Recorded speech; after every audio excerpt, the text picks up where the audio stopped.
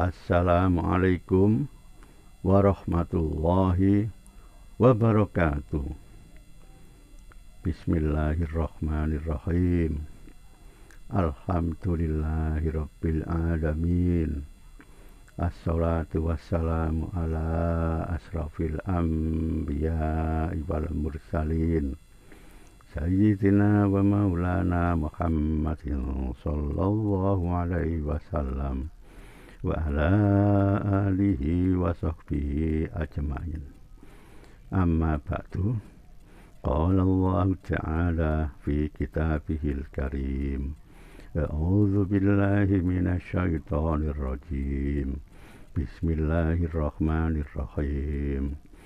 Wadhkur rabbaka idza nasita wa qul asa an yahdiyani rabbi li'aqraba min hadza rasyada. Shadaqallahul azim. Al-ayah. Para pirsawan sekalian, selamat berjumpa lagi dalam channel Teko Megalodon. Kali ini sampailah kita pada episode yang kelima, jilid kedua. Pada episode yang keempat yang lalu telah saya sampaikan tentang deskripsi benua Atlantis, tapi diputus karena kepanjangan. Dan sekarang mau saya sampaikan sambungannya.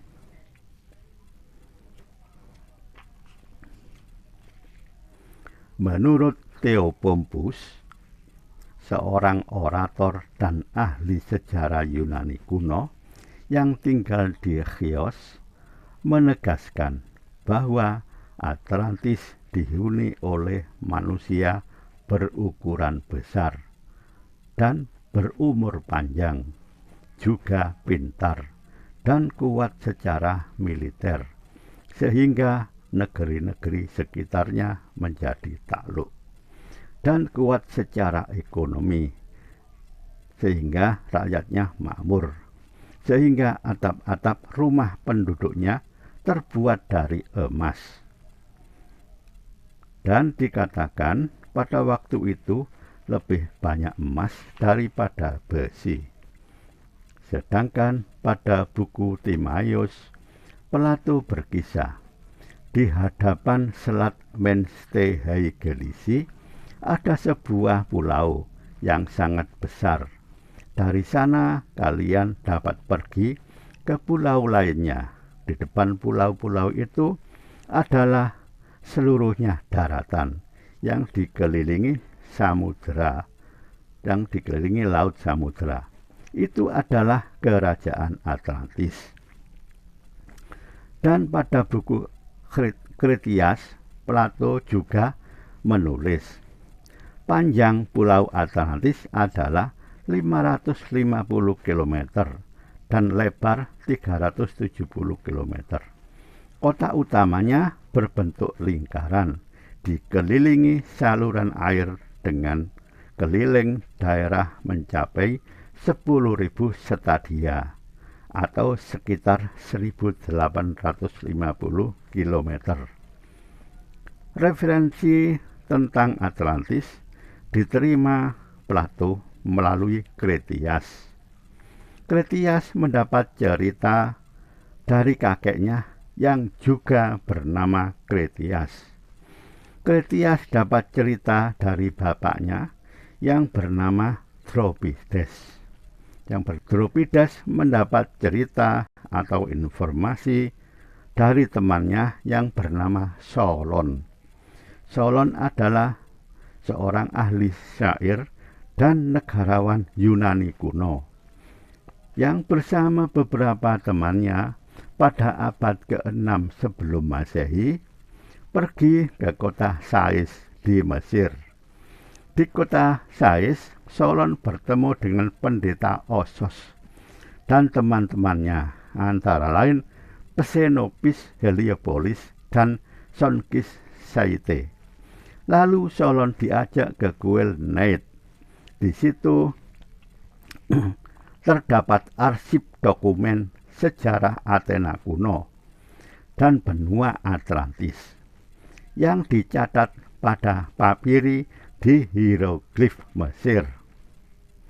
Dan Osos bercerita kepada Solon bahwa benua Atlantis telah tenggelam ke dasar samudra pada masa 9.000 tahun yang lalu atau 9.000 tahun sebelum kunjungan Solon, atau 11.600 tahun yang lalu bila dihitung dari sekarang. 11.600 tahun yang lalu bila dihitung dari sekarang. Lalu Solon menerjemahkan catatan itu ke dalam bahasa Yunani. Dan hampirlah catatan atau cerita tentang benua Atlantis ini lenyap atau hilang tidak karuan dari peradaban Eropa kuno, dan bahkan akan lenyap dari catatan peradaban di muka bumi kalaulah seandainya tidak diterjemahkan oleh ulama-ulama muslim yang telah menerjemahkan berbagai ilmu dari berbagai negeri, termasuk dari Yunani pada zaman keemasan peradaban umat Islam. Lalu sarjana-sarjana Eropa yang belajar ke negeri muslim pada zaman keemasan peradaban umat Islam telah menerjemahkan berbagai ilmu ke dalam bahasa Eropa, termasuk cerita tentang deskripsi benua Atlantis ini. Tetapi tidak ada satupun sarjana Eropa yang mengakui akan peranan umat Islam ini. Padahal cerita tentang benua Atlantis yang luar biasa ini hampir lenyap dari peradaban mereka, bahkan hampir lenyap dari catatan di muka bumi. Mereka belajar dari umat Islam, tapi seakan mereka sepakat untuk tidak mengakui akan peranan umat Islam. Ini adalah termasuk satu hal yang luar biasa dalam sejarah.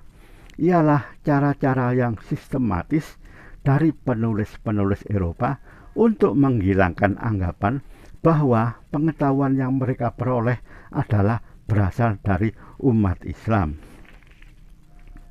Padahal abad Renaissance muncul setelah mereka mempelajari dan menerjemahkan ilmu-ilmu dari umat Islam.